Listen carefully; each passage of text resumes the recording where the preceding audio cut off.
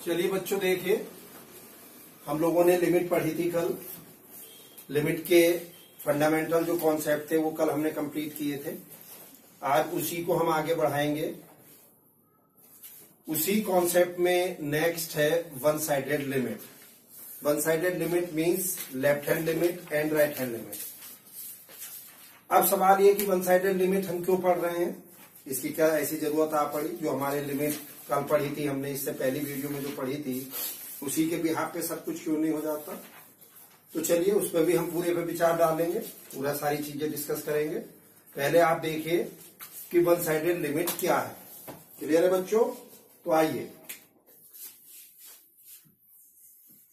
One sided limit यानी कि left hand limit and right hand limit. देखिए बच्चों, आप ऐसा मान लीजिए कि एक सॉलिड वॉल है, ये x इक्वल टू a, ये एक सॉलिड वॉल है। क्लियर है? अब इस वॉल के लेफ्ट से कोई पार्टिकल इस टाइप से जिगजैग मेथड से आके जिस हाइट पर टकराएगा, ये बहुत ही मतलब कहना चाहिए इजीएस्ट डेफिनेशन है, जो आपको कहीं बुक में नहीं लिखी मिलेगी, लेकिन मीनिंग आपको समझ में आ जाएगा। इस वॉल के लेफ्ट से कोई पार्टिकल आकर इस दीवार की हाइट, जिस हाइट पर टकराएगा ग्राउंड से, उसकी height, that are called left hand limit. और चाहो तो आप इसे L1 से डिनोट कर सकते हैं। क्लियर है? और डिनोट करने का तरीका क्या है? Left hand limit, limit x tends to a minus fx, a के ऊपर हल्का सा माइनस। अब ये a माइनस का क्या मतलब हुआ साहब? यानी कि a से थोड़ा सा छोटा। ऐसे ही अगर कोई पार्टिकल राइट से चलकर इस दीवार की जिस हाइट पर टकराएगा, that are called right hand limit. और उसको किस चीज से डिनोट करेंगे? RHL, यानी कि limit x tends to a plus a से थोड़ा सा बड़ा fx। ये इनका बेसिकली नोटेशन है। Little less a left hand limit, जिस पॉइंट पे भी आप चेक कर रहे हो, और a से थोड़ा सा बड़ा that are right hand limit. क्यों पढ़ रहे हैं इसको भी पूरा हम डिस्कशन करेंगे। अब बहुत सिंपल सी चीज है, इस कॉन्सेप्ट की जरूरत क्यों पड़ी। अभी ध्यान से देखिए, हमें जैसे कल हमने बात करी थी कि साहब limit x tends to 2x square minus 4 over x minus 2, इस फंक्शन की लिमिट निकाली। तो सिंपली जो भी मेथड हमने पढ़ा था, हम इसको रेशनलाइज करें या फैक्टराइजेशन करें या जो भी करें, उस हिसाब से हम इसकी लिमिट निकाल देंगे। अब यहीं पे बच्चों जरा ऐसा सीन बन जाएगा, fx equal to x plus 2 when x less than 2, x square plus 1 when x greater than 2। और अब आपसे कह दिया जाए find the limit x tends to 2 fx। बात बराबर होगी? ऐसी प्रॉब्लम जब क्रिएट होगी तब हमें वन साइडेड लिमिट में जाना पड़ेगा। यानी कि वन साइडेड लिमिट का एप्लीकेशन तभी हमें समझ में आएगा, या वन साइडेड लिमिट हमें इस टाइप के ही प्रॉब्लम्स में अप्लाई करनी पड़ेगी। कारण अब ये आपने देख लिया। अब यहीं पे मान लीजिए थोड़ी देर में कोई बच्चा कहता है कि ठीक है साहब x टेंड्स टू 2 fx, यानी कि दिस, और ये 2 प्लस 2 4 आंसर हो गया जी इसका। अब एक दूसरा बच्चा क्लास में बैठा है कि साहब लिमिट x टेंड्स टू 2, मैं तो ये लूंगा जी, तो भैया 2 स्क्वायर प्लस 1 यानी कि 5 आंसर हो गया। अब मैं कौन से को करेक्ट मानूं, इसको करेक्ट मानूं या इसको करेक्ट मानूं? या मैं आपसे कहूं कि जिस बच्चे ने x टेंड्स टू 2 पे ये फंक्शन लिया है, उसने ये क्यों लिया, ये क्यों नहीं लिया? या जिसने ये लिया है, मैं पूछता हूं कि उसने ये क्यों लिया, ये क्यों नहीं लिया? मेरी बात समझ रहे हो ना? फिर क्या करें जी? फिर कैसे करें? क्योंकि लिमिट x टेंस टू 2 पूछ रहा, वो 2 x टेंस टू 2 का मतलब 1.9999 भी हो सकता है, 2.0001 भी हो सकता है, हमें क्या पता। अब इत्तेफाक से अगर वो 1.9999 है तो हमें ऑब्वियस है ये फंक्शन x लेस देन 2 वाला लेना ही लेना होगा। जहां x की वैल्यू 2 से छोटी है फिर वो लेंगे ना। और अगर इत्तेफाक से इसकी वैल्यू 2.00001 है अगर, तो उस केस में हमें fx ये लेना पड़ेगा कि नहीं, 2 से बड़े वाला। बट वो तभी तो लेंगे जब हमें पता हो। अब सवाल ये कि अब आप कहोगे कि साहब इसको कैसे कर दिया था आपने, इसको तो आपने सीधा x minus 2 x plus 2 x minus 2 ये कैंसिल हुआ और लिमिट सीधे 2 प्लस 2 इक्वल टू 4 आ गई थी। यस, इसको इसलिए कर दिया था मैंने क्योंकि बच्चों x टेंस टू 2 पर आपका यही फंक्शन है, फंक्शन चेंज नहीं हो रहा। लेकिन यहां x टेंस टू 2 पर फंक्शन आपका चेंज हो रहा है। 2 से छोटे पर ये है और 2 से बड़े पर ये है। और यहां x की वैल्यू 2 को छोड़ दें अगर हम, हर वैल्यू पे यही फंक्शन है, चाहे वो 2 से छोटा हो चाहे 2 से बड़ा हो। अब अगर कोई कहता है कि जी यहां सपोज साहब x इक्वल टू 1.9999 है, कोई बात नहीं, फंक्शन तो यही है। अब कोई कहता है कि जी ये 2.00001 है, कोई बात नहीं, उस पर भी फंक्शन वही है, फंक्शन की नेचर तो चेंज नहीं हुई। तो जहां पर जिस पॉइंट पर फंक्शन की नेचर चेंज हो जाती है वहां पर हम वन साइडेड लिमिट का एप्लीकेशन करेंगे। ये बात समझ में आ गई ना, वन साइडेड लिमिट हम क्यों पढ़ रहे हैं और कहां अप्लाई करेंगे। तो कहां अप्लाई करेंगे, जहां पर कर्व की नेचर चेंज हो रही है जिस पॉइंट पर। तो एक तो इस टाइप की जितनी भी प्रॉब्लम्स होंगी उनमें वन साइडेड लिमिट लगाएंगे। सेकंड, आप इवन देखिए जितने भी हमारे पीस बाय डिफाइंड फंक्शन है, हमने सेकंड चैप्टर में पढ़ा था। ये जब हमने फंक्शन पढ़ा था तो उसमें ये चीज पढ़ी थी, पीस बाय डिफाइंड फंक्शन, यानी कि वो 5 तरीके के फंक्शन है। कौन कौन से, mod function, signum function, greatest integer function, least integer function and fractional part of a integer.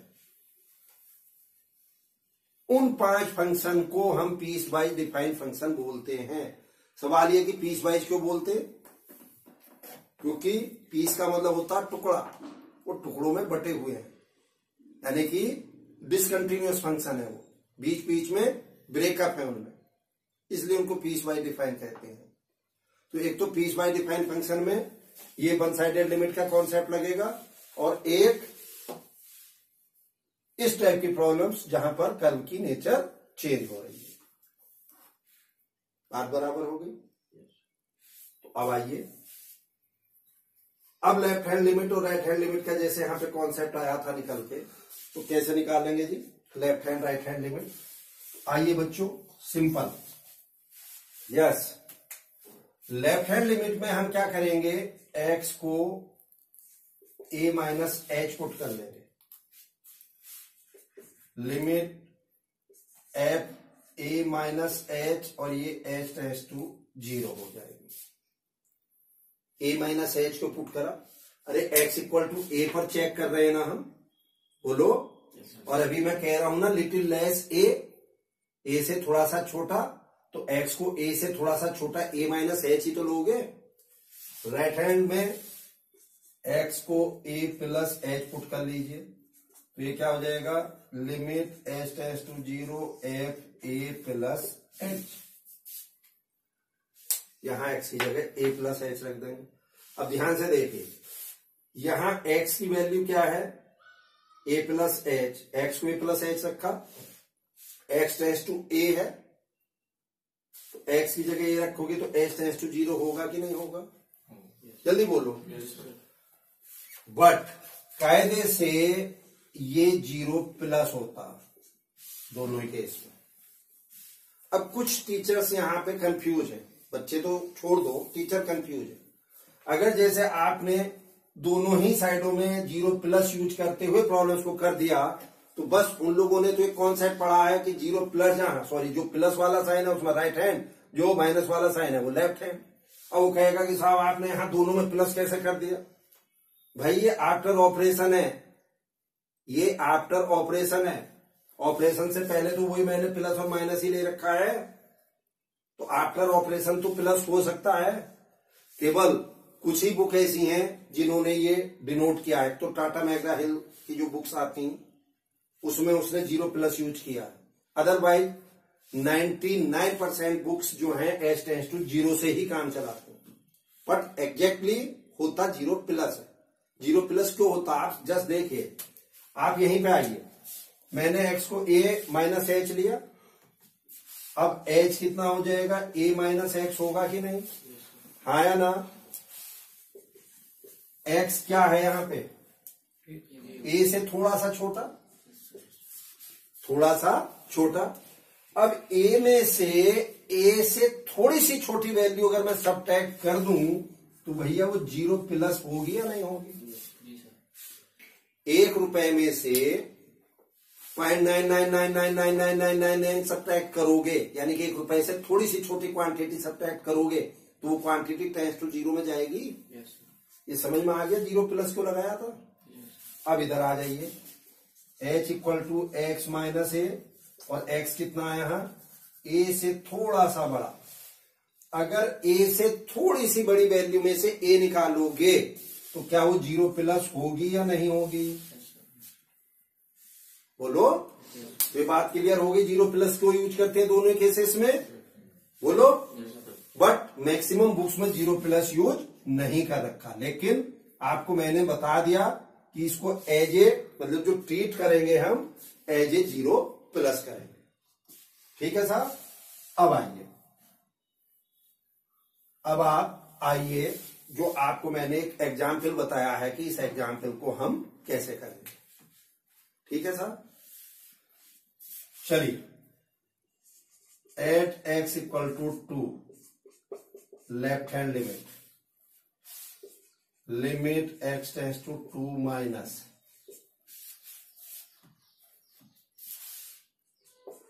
Limit h tends to 0, 2 minus h use करेंगे कि नहीं करेंगे, पहले तो ये बताओ। अरे एक ही जगह 2 बोल दिया ना उसने, बोलो जी। यानी कि x की जगह मैंने 2 माइनस h यानी कि 2 से छोटी वैल्यू ली ना, तो जब x 2 से छोटा है तो fx क्या है, अगर x 2 से छोटा है तो अरे यार 2 से छोटा तो ये है, नहीं है क्या, तो लाओ रखो यहाँ, x की जगह 2 माइनस h रखेंगे +2, तो ये कितना हो गया 4 - 0, 4 आया कि नहीं आया, नहीं बात समझ में आई है। Right hand limit x tends to 2 plus limit h tends to 0, 2 plus h लेंगे कि नहीं। अब ध्यान से देखना, 2 प्लस h का कौन सा फंक्शन लेंगे जहां x की वैल्यू 2 से बड़ी हो, ऊपर से fx ये वाला लेंगे या लेंगे, बच्चे का लेंगे ना, क्योंकि खुद दिखाई दे रहा है जब x 2 या 2 से बड़ा है।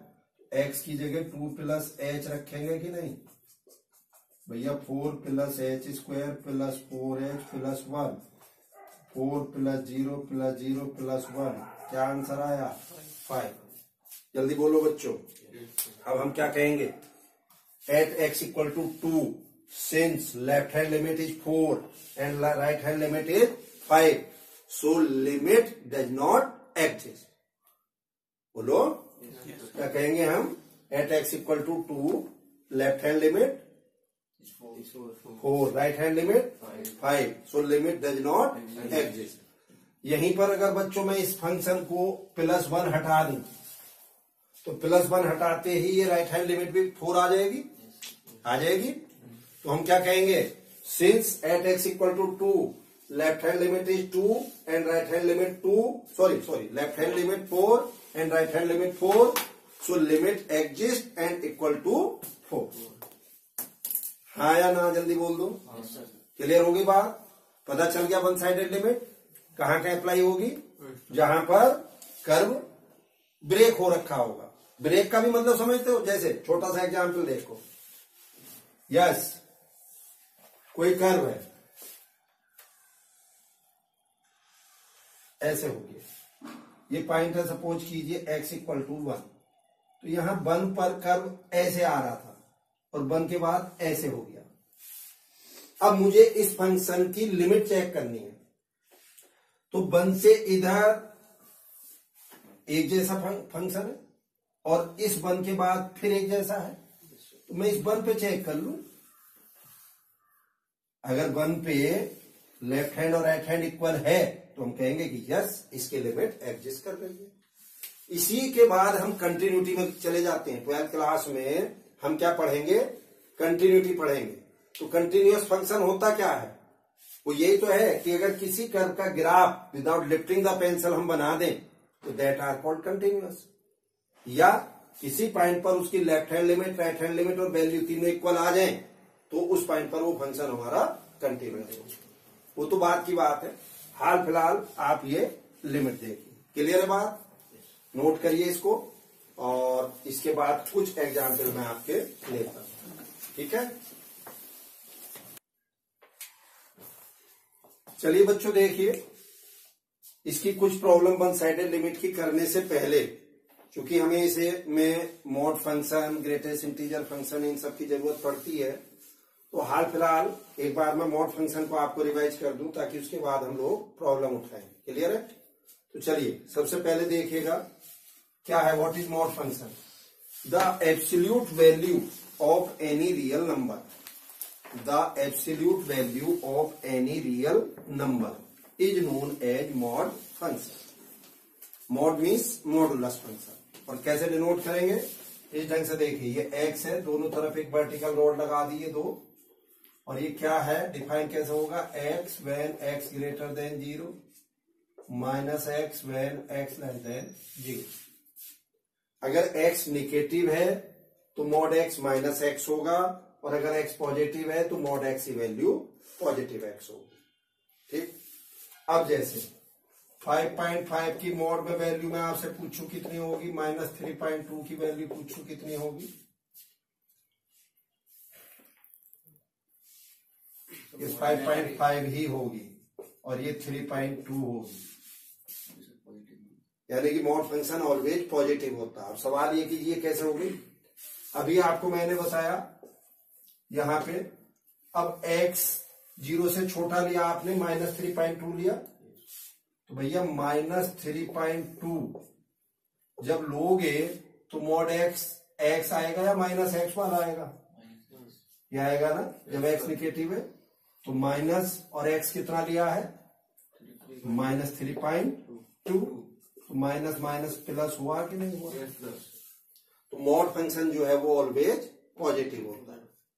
आप ऐसे कह सकते हो दिस। और कैसे लिख सकते हैं मॉड फंक्शन को हम? प्लस माइनस एक्स आपके सामने है। और कैसे लिख सकते हैं मॉड एक्स को? Under root x square. बात क्लियर हो गई? अब मुझे मॉड फंक्शन का अगर ग्राफ बनाना हो तो ग्राफ कैसे बनाएंगे हम? ध्यान से देखिएगा,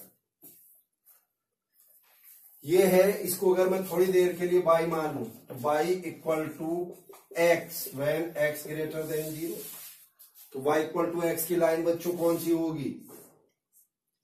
ये होगी कि नहीं होगी? Yes sir. जो दोनों एक्सिस को बाइसेक्ट कर रही है। अरे y equal to m x line पढ़ी है आपने? m क्या होता है? स्लोप। तो यहाँ m की वैल्यू 1 है, यानी कि tan थीटा 1, तो थीटा 45 डिग्री।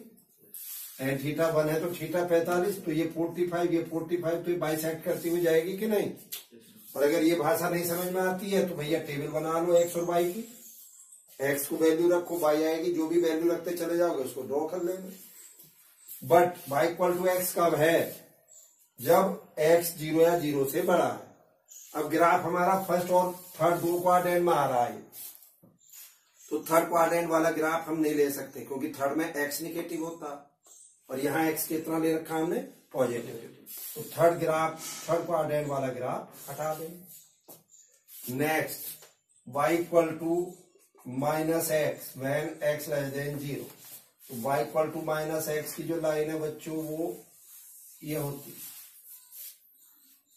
135 डिग्री एंगल बनाएगी एक्स एक्सिस से। लेकिन इसमें भी ध्यान रहे तब जब x निगेटिव हो। अब फोर्थ क्वाड्रेंट में x पॉजिटिव होता, सेकंड में कैसा होता है x निगेटिव, तो फोर्थ क्वाड्रेंट वाला ग्राफ हमें हटाना पड़ेगा। तो ये जो ग्राफ बचा है finally, this is the mod x। बोलो यस सर। अब यहां देख रहे हो आप x इक्वल टू 0 पे कर नेचर चेंज कर रहा कि नहीं कर रहा अपनी? 0 से इधर y equal to minus x है और 0 के उधर y इक्वल टू एक्स है, तो x इक्वल टू 0 पे कर्व की नेचर चेंज हो गई। इसलिए हम इसको पीस वाइज डिफाइंड फंक्शन बोलते हैं। बोलो जल्दी से। तो चलिए इसको नोट करने की रिक्वायरमेंट है। चलिए ठीक है, अब इस पे बेस एक प्रॉब्लम मैं आपको कराता हूं।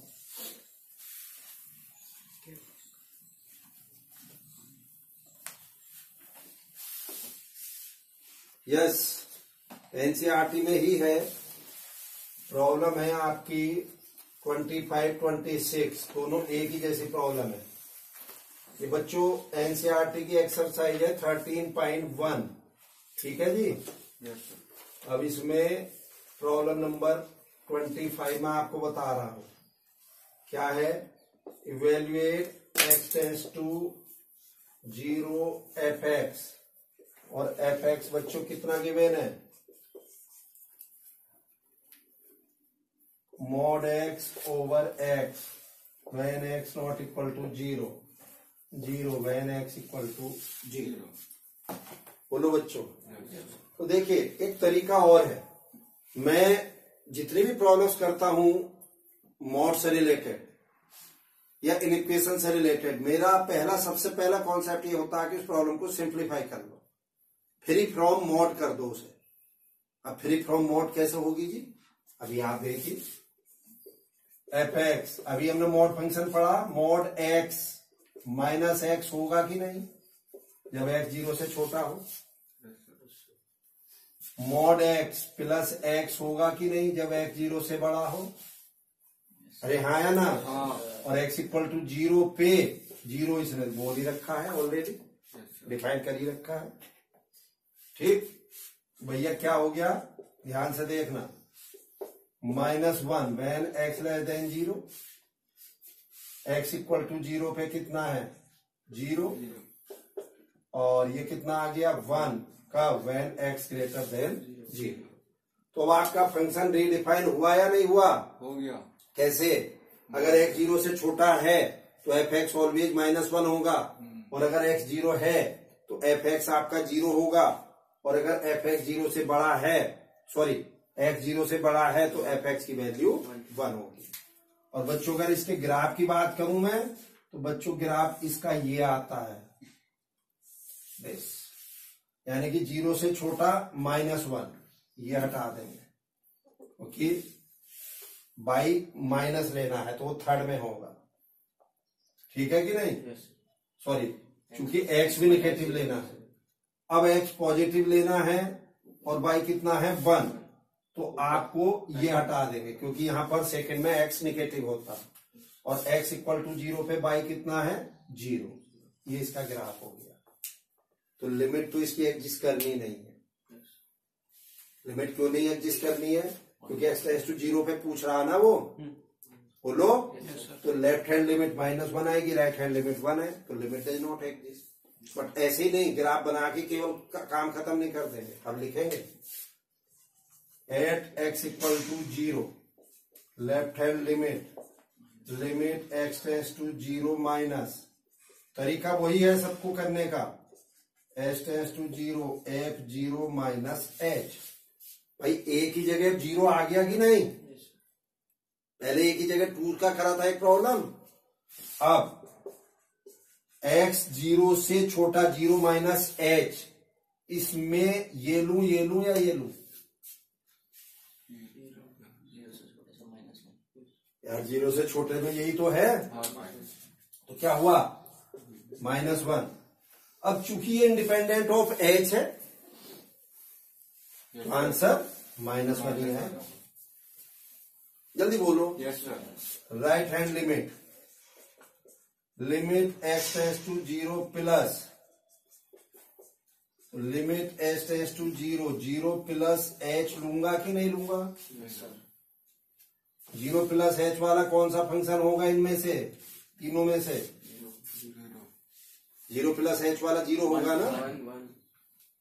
देखिए जीरो क्यों? जब हम दिमाग कहीं दूसरी जगह है, देख यहाँ रहे और दिमाग कहीं दूसरी जगह चल रहा, तो कुछ ना कुछ तो बताएंगे उल्टा सीधा। क्या आएगा जी? अरे खुद देखिए, जीरो प्लस लिया ना तो एक्स जीरो से बड़ा जीरो प्लस में बनी तो आएगा, तो क्या आंसर हो गया ये? 1। तो यहां लिखेंगे since at x equal to zero, since left hand limit is -1 and right hand limit is 1, so limit does not exist. बात क्लियर हुई या नहीं हुई? करिए नोट इसको जल्दी से। यस, देखिए नेक्स्ट प्रॉब्लम 23। कैसे करेंगे हम इसको? हमें एक फंक्शन दिया है fx 2x + 3 when x ≤ 0 and 3 bracket में x + 1 when x > 0। और आपसे क्या पूछ रहा है? Limit x tends to 0 fx and limit x tends to 1 fx। ठीक है जी, आइए इधर जल्दी से। एट x = 0,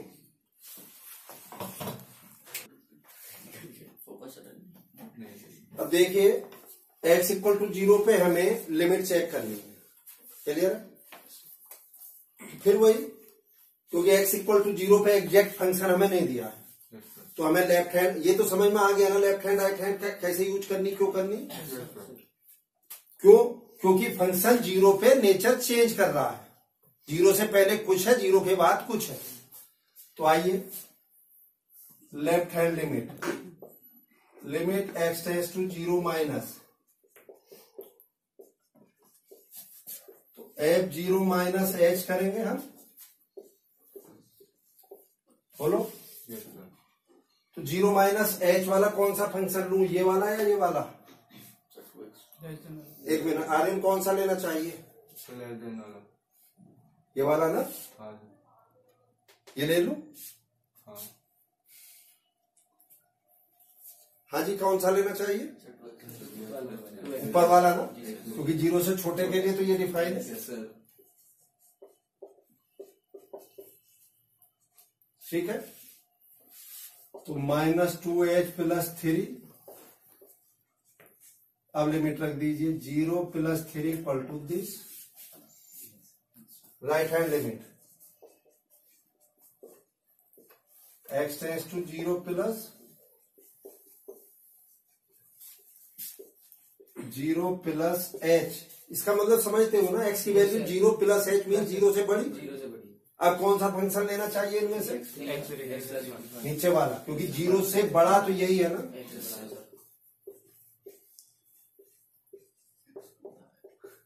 अब जिसको यही बाकी समझ में नहीं आ रहा, उसका कुछ नहीं हो सकता। इसका मतलब आप खुद समझ लें कि वो किस पोजीशन में है।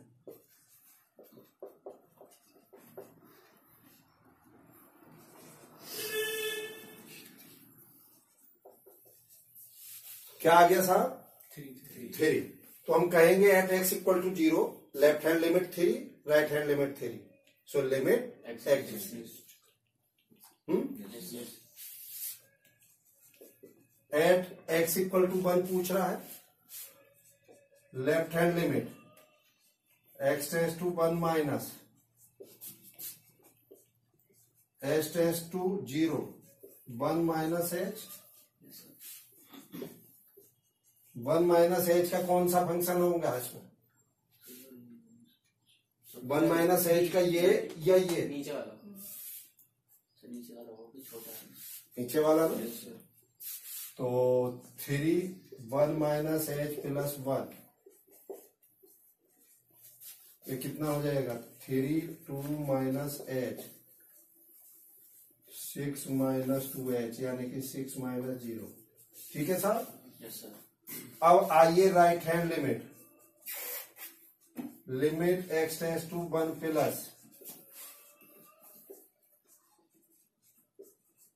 1 + h 1 प्लस एच, मतलब समझ रहे हैं ना, एक ही जगह उधर 0 लिया, इस बार 1 लिया। अब 1 प्लस एच वाला कौन सा लूं, ये या ये?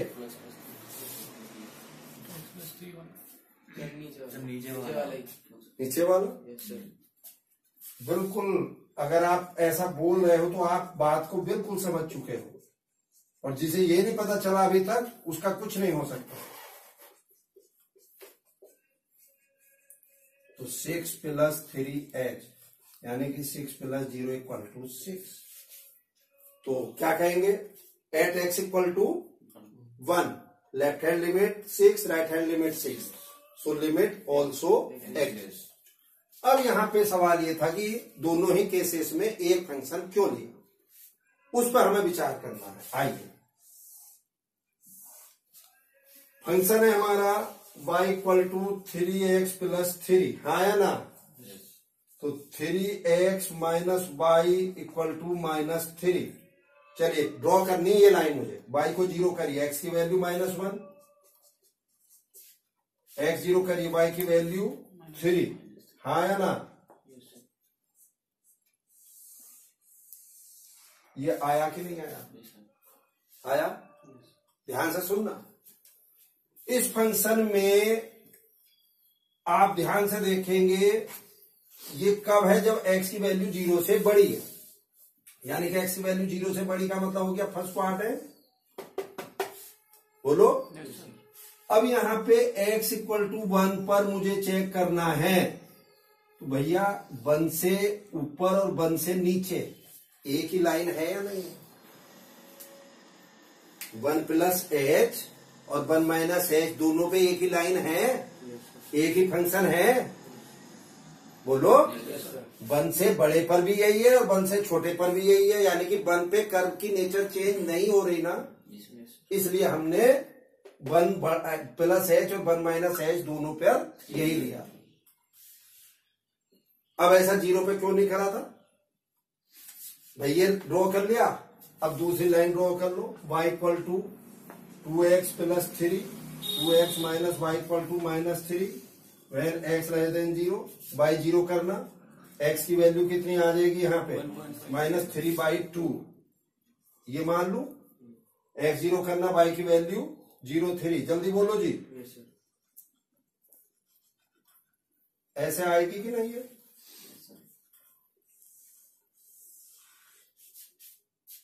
तो अब x इक्वल टू 0 पे अगर मैं चेक करूं, देख ध्यान से देखना, 0 से छोटे पर ये लाइन है और 0 से बड़े पर ऊपर वाली लाइन हो गई, बोलो। आप एक ढंग से ऐसे मान लो, 0 से छोटे पर ये थी और 0 से बड़े पे वो थी, यानी कि 0 पे कर्व की नेचर चेंज हो रही थी, इसलिए हमने अलग अलग फंक्शन लिए थे, 0 से छोटे पे वो, 0 से बड़े पे ये। लेकिन 1 से बड़े पर तो दोनों ही केसेस में यही फंक्शन आएगा। तो अब सवाल यहां ये उठ रहा है कि फिर x टेंड्स टू 1 f(x) के लिए वन साइडेड लिमिट की क्यों जरूरत पड़ी जी? जब एक ही फंक्शन है, 1 प्लस एच पे भी 1 माइनस एच पे भी, तो फिर तो नहीं पढ़नी चाहिए थी। यस, बिल्कुल नहीं पढ़ेगी। तो क्या करेंगे हम ऐसे केस में? सिंपल, अगर आपको यही लिमिट निकालनी है, limit x tends to 1 f(x), तो मैं डायरेक्ट अगर limit x tends to 1 3x plus 1 यानी कि 1 प्लस 1 3 इंटू 2 6, आप डायरेक्ट ऐसे निकाल सकते हो, आपको ये दोनों करने की जरूरत नहीं है। और क्यों नहीं है? क्योंकि x इक्वल टू 1 पर कर्व की नेचर चेंज नहीं हो रही। भाई 1 से बड़े पर भी वही फंक्शन है, 1 से छोटे पर भी वही फंक्शन है, ये तो ऐसा हो गया ना, इस ढंग से जैसे हमने करा था x टेंड्स टू 2, ये यानी कि 2 से बड़े पर भी यही है, 2 से छोटे पर भी यही है, नहीं समझे? इस ढंग से हम वन साइडेड लिमिट तो केवल तभी अप्लाई करेंगे जब क्या कर्व की नेचर चेंज हो रही है उस पॉइंट पर। अब चूंकि 1 पे नहीं हो रही, हाँ आपकी च्वाइस है, आप अगर एग्जाम में ऐसे करना चाहोगे ऐसे कर देना, और अगर ऐसे भी करोगे तो ऐसे भी कर सकते हो। अगर टीचर को नॉलेज है, अच्छा टीचर है, इस पे भी पूरे मार्क्स देगा, और जिसने रट रखा है उसका कोई इलाज नहीं। ठीक, तो चलिए इसकी प्रॉब्लम्स आप कल करके लेके आएंगे जो बची हुई है। ठीक है, आप जो भी समस्या इसमें आएगी कल पूछ लेंगे। आज ये कंप्लीट हो गया, क्लियर है। चलिए, थैंक यू।